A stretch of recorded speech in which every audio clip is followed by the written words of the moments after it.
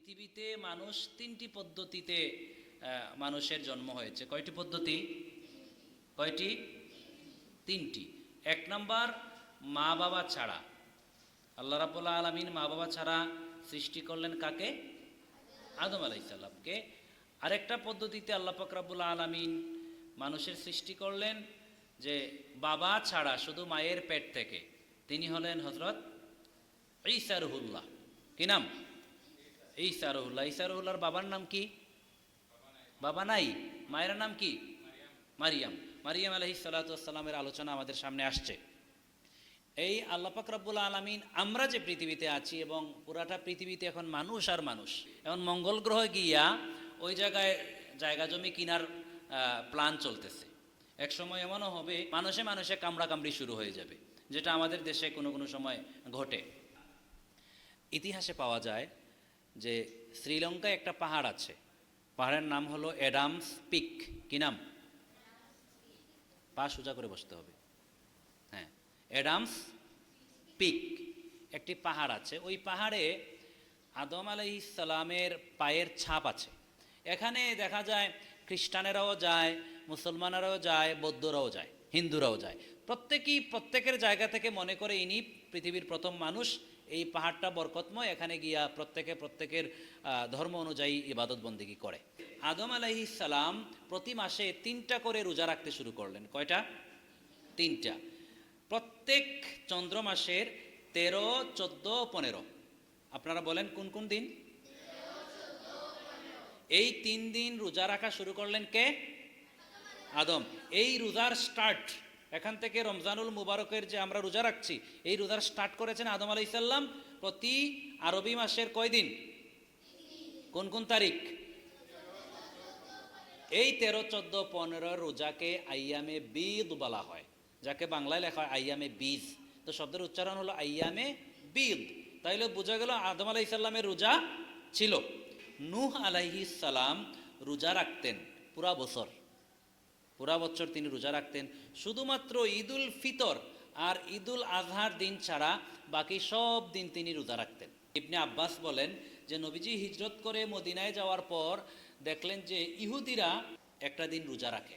নবীজি সাল্লাল্লাহু আলাইহি সাল্লাম ইহুদিদেরকে যাইয়া জিজ্ঞেস করলেন যে ইহুদিরা, তোমরা এই দিন রোজা রাখো কেন? তখন ইহুদিরা বলল যে এই দিন আমাদের নবী মুসা আলাইহিস সালামকে ফেরাউনের হাত থেকে আল্লাহ রক্ষা করেছিলেন। নবীজি সাল্লাল্লাহু আলাইহি সাল্লাম বললেন, তোমরা যদি এই মুসা আলাইহিস সালামকে সম্মান করে রোজা রাখতে পারো, তাইলে মুসা তো আমার ভাই, ভাইয়ের জন্য তো ভাইয়ের সম্মান বেশি করতে হয়, তাই না?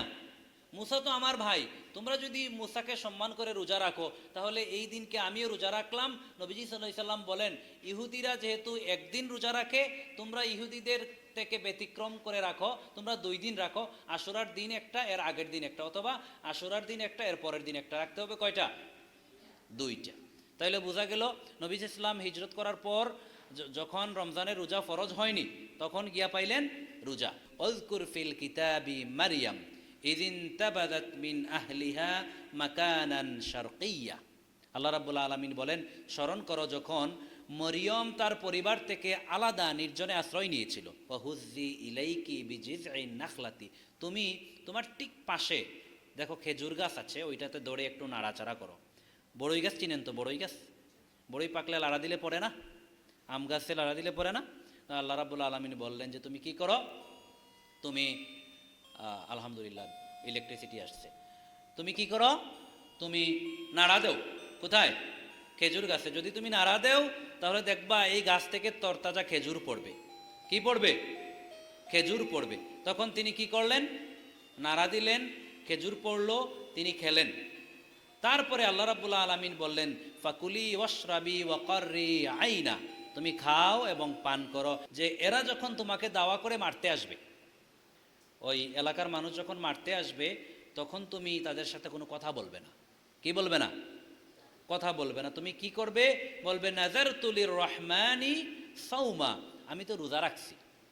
আগেকার দিনে আরেকটা পয়েন্ট পাইলাম, আগেকার দিনে রোজার পদ্ধতি ছিল রোজা রাখলে কথা বলা যাইতো না, কথা বললে রোজা শেষ। কথা বুঝছেন নি? আর আমাদের রোজা হইলো খাওয়া যাবে না, আর তাদের রোজা ছিল খাওয়াও বন্ধ, মুখও বন্ধ। এখন বুঝেন, যদি আল্লাহ মুখ বন্ধ করে দিত, এই যে আপনারা নামাজের সময় যে 12 রাকাত না 14 রাকাত ডিবেট করলেন, এই ডিবেট কি করতে পারতেন? নবীজি সাল্লাল্লাহু আলাইহি সাল্লাম একদিন খুতবা দিচ্ছেন মিম্বরে বসে, তখন জিব্রাইল আসলেন। আয়েশা নবীজি সাল্লাল্লাহু আলাইহি সাল্লামকে 3টা কথা বললেন। নবীজি 3টা কথা শুনে আমিন বললেন। এক নম্বর, নবীজিকে বলা হলো যে রমজানুল মুবারক পাইছে, রমজানুল মুবারক পেয়ে তার জীবনের গুনাহ মাফ করাইতে পারলো না, তার ধ্বংস হোক। তারপরে 2 নম্বর, যে আপনার নাম শুনছে, আপনার নাম শোনার পরে সে দুরূদ শরীফ পড়ে নাই, তার ধ্বংস হোক। তারপরে আরেকটা কথা বললেন যে পিতামাতা পাইছে, আর পিতামাতা পাওয়ার পর তাদেরকে খেদমত করে তাদের কথা শুনে সে জান্নাত অর্জন করতে পারলো না, তার ধ্বংস হোক। কয় শ্রেণীর কথা? তাইলে আমাদের যাদের মা বাবা আছে, মা বাবার সাথে কোনোদিন বেয়াদবি করা যাবে না। মা বাবাকে খেদমত করে জান্নাত পাওয়ার মাধ্যম। যাদের মা বাবা নেই তাদের জন্য আমরা দোয়া করতে হবে, রব্বির হামহুমা কামা রব্বায়ানি সগীরা। আর নবীজির নাম শুনলে কোনো কৃপণতা করা যাবে না। আমরা কি করব? দুরূদ শরীফ পাঠ করব। আর রমজানুল মুবারক আমরা পেয়েছি, এই রমজানুল মুবারক পাওয়ার কারণে আমরা আমাদের জীবনের গুনাহ মাফ করানোর জন্য ইবাদত, বন্দেগী, তসবিহ, তাহলিল আমরা পড়ব। জান্নাতে একটি দরজা আছে, দরজার নাম হলো রাইয়ান।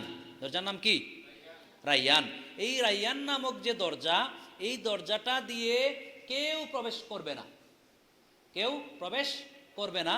তখন এই দরজা ডাকতে থাকবে পৃথিবীর মানুষকে যে কে আছো রোজা মাসে রমজানুল মুবারককে রোজা পালন করেছো, আমি রোজাদারদের জন্য এই দরজা ওপেন, রোজাদার ছাড়া এই দরজা দিয়ে কেউ প্রবেশ করতে পারবে না।